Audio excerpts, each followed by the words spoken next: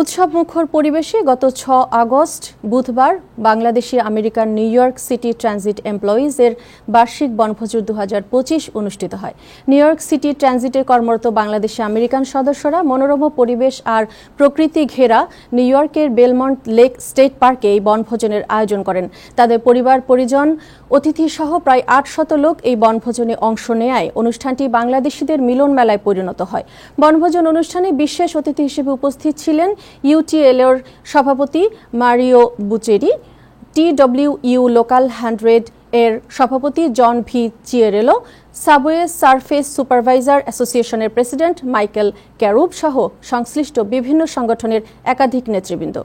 একগুচ্ছ বেলুন উড়িয়ে বনভোজনের উদ্বোধন করা হয়। দিনব্যাপী আয়োজিত বনভোজনের কর্মকাণ্ডের মধ্যে ছিল সকালের নাস্তা, ছেলে মেয়ে ও নারীদের জন্য বিভিন্ন খেলাধুলা, বাঙালি খাবারের মধ্যাহ্নভোজ, র্যাফেল ড্র আর পুরস্কার বিতরণী।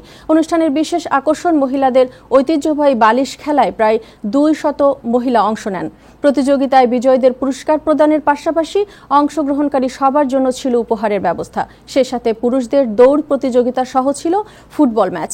রাফেল ড্রতে ছিল 23টি আকর্ষণীয় পুরস্কার। সফল এই বনভোজন আয়োজকদের মধ্যে উল্লেখযোগ্য ছিলেন তারেক আহমেদ, এখলাসুর রহমান, আনাফ আলম, সাদেক আহমেদ, রুকসানা বেগম, জুবায়ের আহমেদ, কৌশিক বিশ্বাস, সোফাওয়ান চৌধুরী, সামাদ মিয়া, এনামুল হক, সাইফ আজাদ, সাইম মুন্তাকিম, শাহেদ আলম, মমিন হোসেন, সৈকত দাস, সানজিদা সোনিয়া, আজাদ তালুকদার, খোকন পাল, সাইফুর রহমান সহ আরও অনেকে।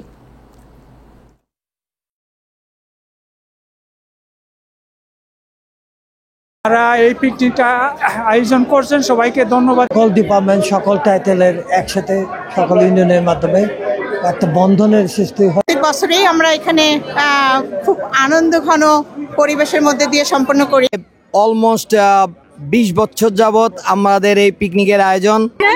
খুবই ভালো এনজয় করি আমরা। প্রতি বছরে আমরা এখানে আসি।